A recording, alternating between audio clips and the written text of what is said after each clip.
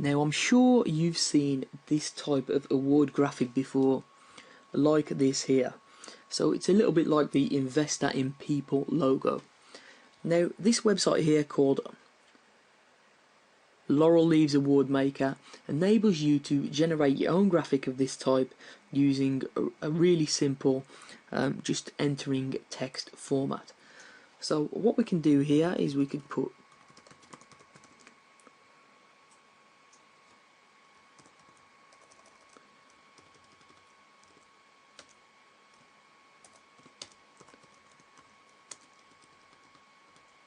yourwebsite.com awards 5 stars to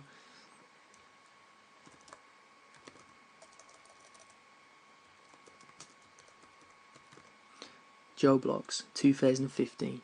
So here's the way that the award would come out. So yourwebsite.com awards 5 stars to Joe Blogs 2015. Now that's how the picture comes out. As I say, you can change it here. You can change the style of the leaves. You can change the size of the logo itself. You can change the colour of the words. So it's really easy to format. And then what you do here is simple, you just download the image. Now how is this useful for traffic?